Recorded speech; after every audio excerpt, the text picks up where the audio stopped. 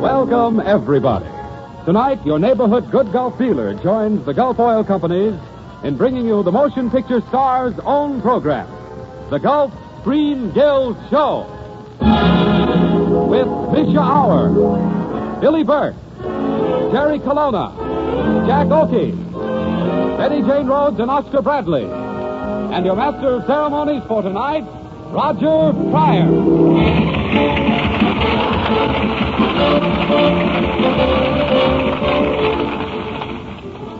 Good evening, ladies and gentlemen, and welcome. Welcome to the Gulf Screen Guild Show. Last January, the motion picture writers, directors, and stars joined the Gulf Oil Companies to bring you this weekly radio show for the benefit of the Motion Picture Relief Fund. We've had a lot of fun putting these shows on, and we hope you've really liked them. Tonight's review, our 19th show, was written by Paul Gerard Smith and directed by Irving Cummings. And now, Gulf's first star for tonight, one of Hollywood's loveliest young singers, star of both screen and radio, Miss Betty Jane Rhodes.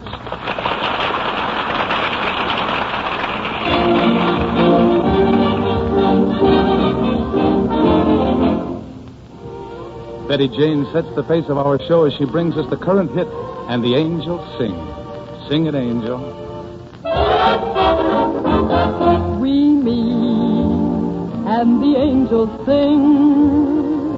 The angels sing the sweetest song I ever heard. You speak, and the angels sing. Or am I breathing music into every word? Suddenly the setting is strange. I can see water and moonlight beaming, silver waves that break on some undiscovered shore. Then suddenly I see it all change. Long winter nights with the candles gleaming. Through it all your face that I adore. You smile and the angels sing. And though it's just a gentle murmur at the start, we kiss and the angels sing. And leave their music ringing in my heart.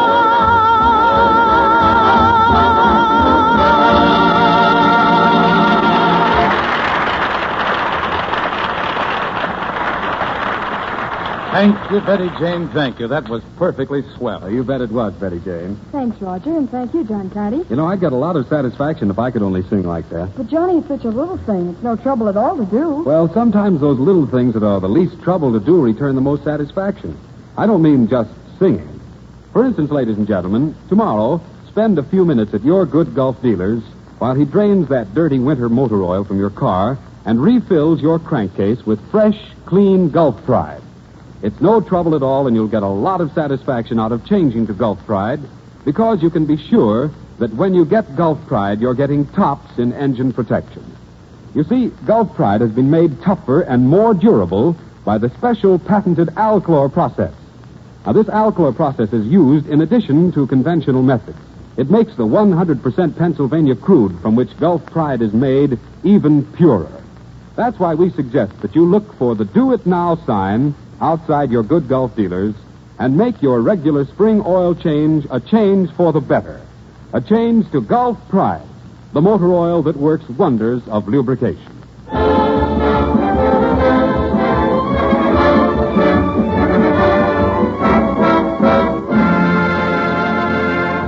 And now, ladies and gentlemen, we bring you the man who made his first stage appearance in He Who Gets Slapped and is still happy, Jack Oakey.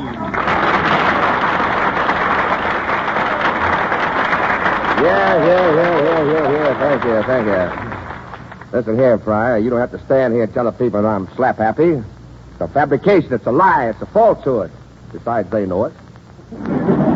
It ain't my fault. You see, I was in an airplane hangar out at the Union Air Terminal, and I walked head first into a propeller that happened to be going. I stood there with the darn thing slapped my ears back for 15 minutes. Well, why don't you step back? What do you think I am, a quitter? Well, that must have been recently, Jack. Recently? What do you mean? Well, 6 months ago, you wouldn't fit in an airplane hangar. Tell me, Jack, why did you let yourself get so fat? Well, I couldn't help it, Roger. You see, I didn't even know I was getting fat. Just kind of sneaked up behind me. Yes, I see what you mean. Uh-huh. Not anymore, you don't. Well, anyway, that's fine talk, especially coming from my own relative. What do you mean, relative? I'm not related to you. Oh, I don't know about that, Roger, my boy. You know, I was reading through my family records the other night, and it said my Aunt Minnie had a half-wit daughter, and she married prior to that. Prior, yes. You know, we'd be blood relations if you had any blood. Well, never mind. Never mind about me. You're the guy who did the reducing. How'd you manage to lose all your weight? The Welch way. The Welch way. You mean grape juice? What do you mean, grape juice? I welched on the butcher bill. That automatically put me on a diet. Well, Jack, I'm surprised to hear you're broke. Everyone told me you were living in clover. That's right. I was eating the stuff, too. Yes, I had a nice suite in the park, but, you know, I didn't mind. It was a real pleasure to wake up in the morning with the sparrows chirping gaily and all those beautiful little birds, those sparrows. Nice eating, too. Yes, indeed, yes, indeed. Now, wait a minute, Jack. You can't make me believe that. I think you're kidding. Yeah, the sparrows thought so, too. Whoa! Well, what's the matter, Jack? Well, what, I ain't sure, but tell me, what is that over there? What? Why, that's Oscar Bradley, our orchestra leader. Oh, thank goodness. I thought it was one of them sparrows come back to haunt me. Now, relax, Jack, relax. I'll introduce you to him. Jack, this is Oscar Bradley. Well, how do you do? Well, how do you do? Oh, little Sir Echo, huh? Tell me, Oscar, were you born or did you just drop off a charm bracelet? Why not so small, Mr. Oakey? Uh-huh. Well, you got a bump on your head that's bigger than you are. Say, tell me, how'd you get that bump, Oscar? Well, I was playing piggyback with my baby this morning, and I fell off. Ah, that's very cute. Yes, sir. You know, Oscar, you should have stayed home and sent the bump over. Now, wait a minute, Jack. You underestimate Oscar. That's right, Jack. You know, I was a very famous man with a circus. Did you ever hear of the human cannonball? Cannonball? Yeah. Well, I was the human BB. Oscar, you'd better play your number now, or the men will be tired wearing those glasses you gave them. What's the matter? They need glasses to see the music? No, they need them to see Oscar.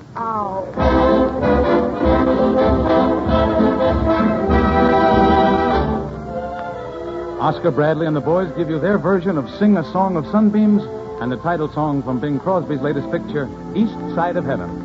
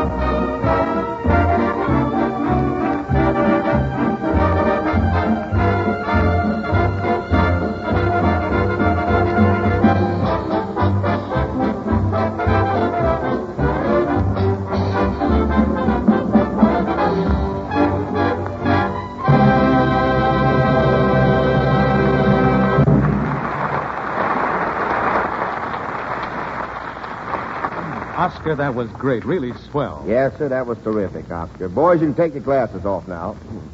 Hey, look, Roger, I got a little thing here I'd like to interest you in. I just want to prove to you that I was kidding about being broke, see? You see this little ring here? Uh-huh. Well, I paid $4,500 for that little gem. Well, looks like it's worth it. You like it, eh? Yes, I do. I'll let you have it for $8 cash. Now, wait a minute, Jack. You mean you'd sell that ring for $8? For another $50, you can have the finger with it. Well, I can't talk to you right now, Jack. It's time for me to welcome an old friend of mine. Ladies and gentlemen, Misha Auer.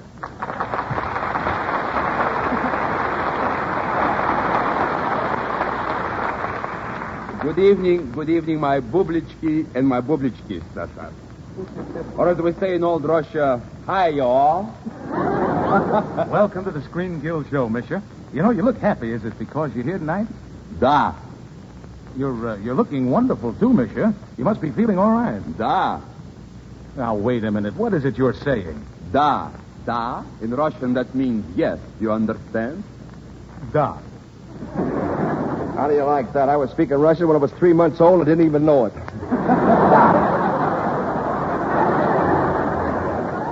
Well, if it is my old pal. How are you, Jake? It's Jack, not Jake. I'm looking at you in Russian. Well, anyway, Miss, it's really a pleasure to see you again. Oh, it's fine to see you too, Jack. And you're looking wonderful. You put on a little weight, didn't you? Put on a little weight, huh? Just a second there, Borch Puss. Bushfoot! Bushfoot, take that back. No one can insult the great Misha Auer except MGM or Paramount. And he calls me Borshput. Now, just a second, Misha. Don't fly off the handle. What handle? No one can address me like that. Why, in Russia, I was a prince. When the servants wanted my father to come to breakfast, they had to call, "Oh, most honorable highness, breakfast is ready." And when they wanted my mother, they had to call, "Oh, most excellent majesty, breakfast is ready." Tell us, Prince, how did they call you? Can you imagine? Yeah, tell me, did they serve you breakfast or throw it at you? Laugh if you will. But they didn't address me that way long. I demanded more respect, and I got it. Really? Then how did they call you? Sir?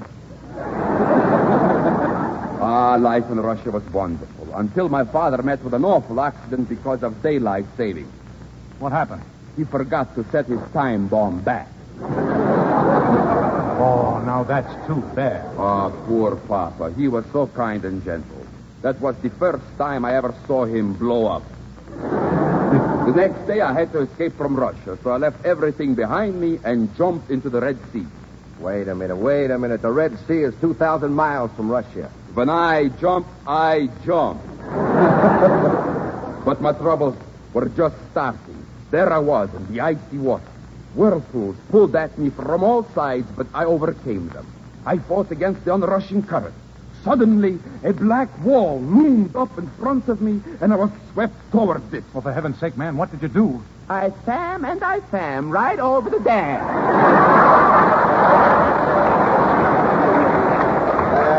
Well, that's really a heartbreaking story, Mister. Yes, indeed. Earn quick. Spam, run over the well. Say, you know, that's really a heartbreaking story, Mister, but you ought to have something to remind you of those glorious days, and by a strange coincidence, I happen to have here the very ring that the Tsar wore when he thumbed his way to Moscow. I can let you have it for a very reasonable sum. You mean money? What's the matter? The price is right? Nothing would be too much. Why don't you give it to me? You're a rich man, aren't you? Rich? Listen, I haven't had any food in the house for so long, the mites are living with their relatives.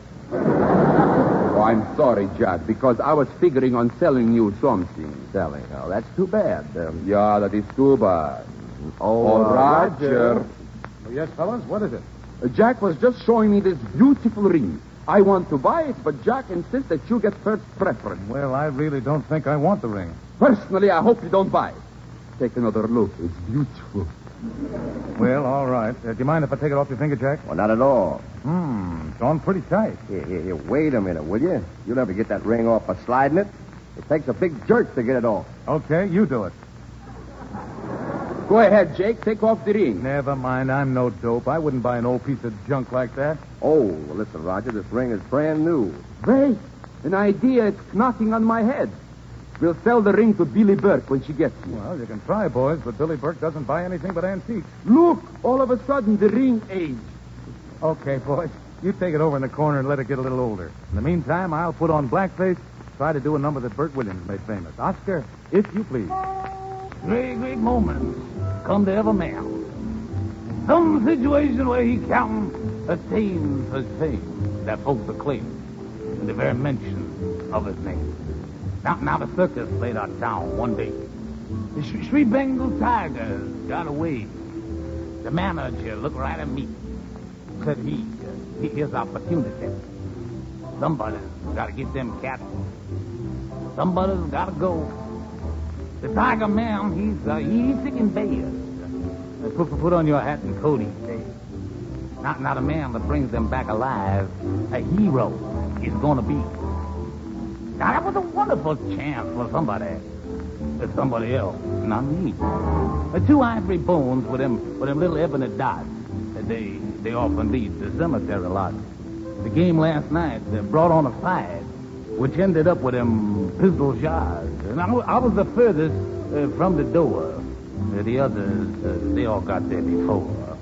A body on the floor lay dead, and through the transom, someone said, somebody's got to stay behind. Somebody must remain. And when the officers arrive, explain how come he ain't alive. Now, the man that stays and sees it through gains notoriety. Now, that was a wonderful chance for somebody else, not me, or no.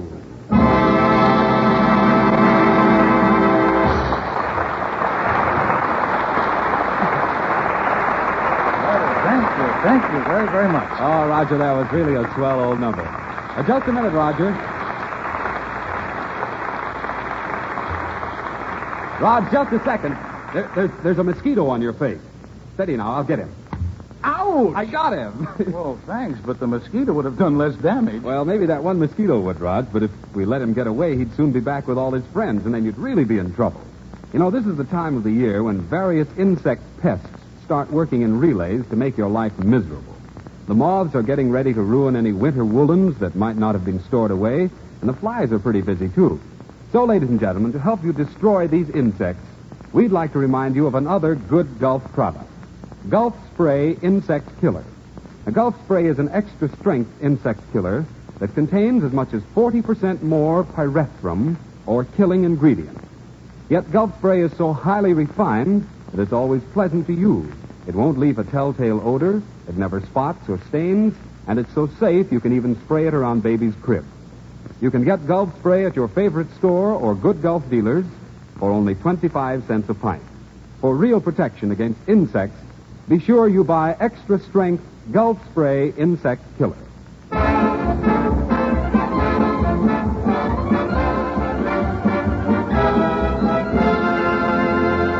And now, ladies and gentlemen, I hate to lead a lamb to slaughter, but a prior never shirks his duty. Ladies and gentlemen, here is Miss Billy Burt.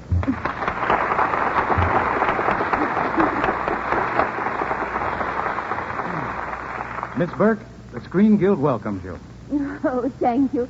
That was a beautiful introduction, and it's so nice to see you again, Mr. Gulf. You've got the name wrong, Miss Burke. I'm Roger Pryor. Oh, Roger Pryor. Oh, well, you know, I was in a picture once with a boy named Roger Pryor. Yeah, that was me. Oh, you know him. Well, I wonder what he's doing now. Yes, so do I. Oh, now, look, Miss Burke. Oh, well, don't be so formal, Miss Burke, indeed. You might call me Bertie. Or better than that, why don't you call me Esmeralda? Nobody does. Well, what's the matter with Billy? Billy who? Billy Burt. Oh, you know, I heard she broke her leg. Poor dear, I hope they don't have to shoot her. Look, Miss Burke, you happen to be Billy Burke, and you happen to have a broken leg. Oh, really? How am I doing? Well, you're looking fine, Miss Burke, but it must be quite an inconvenience to have a broken leg. Well, I can't walk downstairs, if that's what you mean. But I don't care. It's much more fun sliding down the banisters. And I had quite a bit of trouble driving my car over here. It's so hard to handle. Well, I should think so with a broken leg. Exactly. That's what made it so hard to handle. But I figured it out. I had one hand on the gas and one hand on the clutch, and I signaled the turns with my good leg. Well, now that's what I call figuring, Billy. But why don't you get a chauffeur? Oh, I have one. His name is Ethelbert. I make him stand on the corners and some when I drive by. I like to pick up hitchhikers, but I'm afraid of picking up strangers. Well, anyway, I'm glad and surprised that you got here. Yes, and so am I, Billy. I have a feeling that you're the perfect customer to buy my ring. Ring? Yes, Billy, we have a beautiful ring that we'd like to sell to you. Oh, why, wonderful. Well, I only hope it's better looking than that horrible thing Mr. Opie is wearing. What do you mean, horrible? Well, just take a close look at that stone, Billy. Examine the intricate workmanship. It's awfully black, isn't it? That's my knuckle. Oh. Honey, the ring is 2 fingers over and the third wrinkle to the right. Why, just look at that rock. Oh, it's a lovely rock. You know, I have a rock garden at home. I putter around in it all the time, but I'm awfully disappointed. I just can't understand it. I planted so many rocks and not even a pebble came up. Look, I'm talking about the ring. Do you want to buy it? Yes. Is it a sale or don't we eat again tonight? Well, I don't know. You've shown me so many things. You have confused me. Do you want to buy it or don't you? Well, I can't make up my mind. Oh, dear. I wish you hadn't shown me the knuckle first.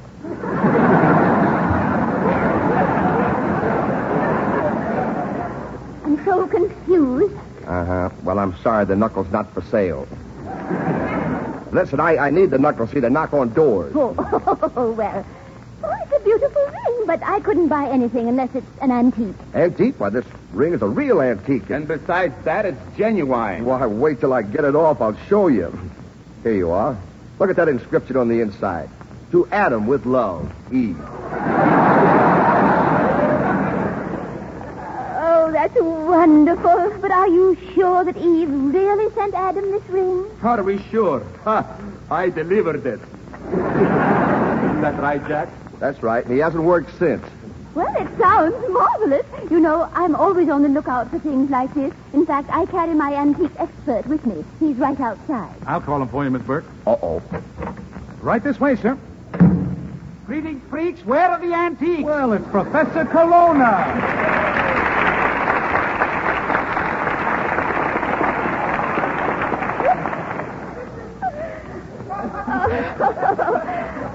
Oh, dear, I'm so glad you're here. Professor Colonna, these men want to sell me an antique ring. It's a fake. It's a fraud. It's not worth a dime. What is it? Ah, yes. Gruesome, isn't it? So you're an antique expert, eh? Ah, yes. In fact, a woman came into my place only yesterday. She had a Martha Washington chest with Louis XIV's legs. Freak, wasn't she? Say, who takes care of your mustache? A Japanese gardener? My good friend, we are here to talk about antiques. Forget the mustache and bring on the trash. As my great-uncle said the first time he tested a Chippendale bed, quote, unquote. Oh, Professor. Oh, I feel so safe when you're around. I remember 3 years ago when I wanted to buy a worthless antique for $50. You snatched the money out of my hand just in time. I know you'll get it back someday. Just a minute, folks. Nobody can mention $50 in front of me and get away with it. Well, this ring is part of the collection of antiques that my friend here imported from Russia. Stop. You're not swindling my client as easily as that. You have to work harder. Miss Burke? Yes, Kate? Don't buy any antiques from these goons until I give you the official okay. It will sound like this. Quote, okay, unquote. Just a minute, my hair-faced friend. You can't insult our antiques? Well, we have positive proof. You see that picture over there on the wall? That comes from our rare collection. It's a genuine oil painting of Catherine the Great, surrounded by lions and tigers. Ah, yes. Beastly, isn't it? That's an awful picture of Catherine the Great. Can't help it. It was painted by Ivan the Terrible. You talk about antiques. I remember one time I was carrying an antique out of an old museum. I think I must have stolen it because someone was shooting at me. They shot a hole through me and another hole and another. And the wind was whistling through the hole. Help! I'm a piccolo! Tell me, Miss Burke, I can't stand in suspense any longer. Are you going to buy the ring? Yes or no? Well, Mr. Oakey, I have a surprise for you. I'm confused again. I don't know what to do. Tell me, Professor, what about my buying the ring? Will you give me your okay? Well, let me see. Just a minute, Professor. We'll split it with you 50-50. Quote, okay, unquote. All I want to know, Now, Miss Burke, you can have this genuine antique ring for the small sum of $18. Oh, well, can't you make it $20? That's all I have with me. Fair enough. Here's the ring. And here's a $20 bill. Monya! Oh, thank you, boys. Goodbye. Goodbye. Boy, oh boy. Miss you, that's the softest touch we've ever had. It was like taking caviar away from a herring. Oh, by the way, boys. Yeah? When you get to Alcatraz, tell my uncle to stay out of drafts. He's so susceptible to cold. Wait a minute. We're not going to Alcatraz. Oh, that's what you think. Wait till you try to cash that $20 bill. My uncle made it.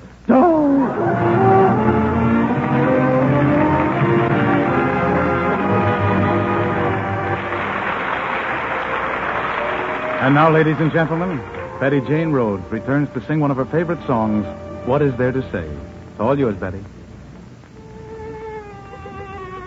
What is there to say? And what is there to do? The dream I've been dreaming has practically speaking come true. What is there to say? And how will I pull through? I knew in a moment contentment and home meant just you. You are so lovable, so livable. Your beauty is just unforgivable. You're made to marvel at, and words to that affair. So, what is there to say? And what is there to do? My heart's in a deadlock. I'd even face wedlock with you.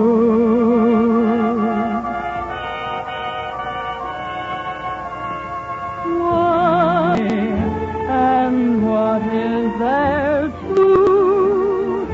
The dream I've been dreaming has, practically speaking, come true.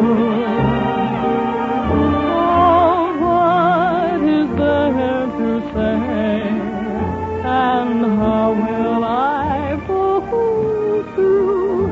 I knew in a moment contentment and home meant just you. You are so lovable, so livable. Your beauty is just unforgivable. You're made to marvel at, and words to that affair. So, what is there to say? And what is there to do?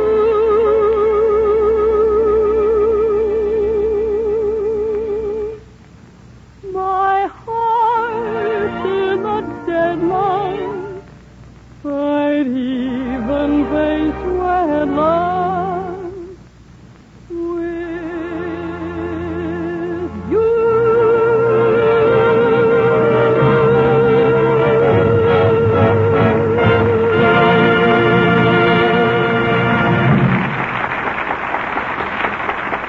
Thanks to Misha Auer, Billy Burke, Jerry Colonna, Betty Jane Rhodes, and Jack O'Keefe for a swell Gulf Screen Guild show. And now, ladies and gentlemen, Miss Billy Burke. Thank you, Roger. Before going, I just want to say we of the motion pictures are deeply grateful to you listeners for the way in which you have received our efforts. This is our own program, you know, proceeds of which go to the Motion Picture Relief Fund to be used in building a home for the members of the industry who are no longer able to provide for themselves. Thank you so much for your interest. Thank you, Billy. Our thanks also to the Gulf Oil Companies for making these programs possible. Good night, everybody. Ladies and gentlemen, next week's same time, same station, the good Gulf dealer in your neighborhood joins the Gulf Oil Companies in welcoming you to another Screen Guild show with Bob Benchley, Constance Bennett, Errol Flynn, the King sisters, Gertrude Neeson, and Maxie Rosenblum. We are grateful to MGM for Billy Burke, who has just completed The Wizard of Oz.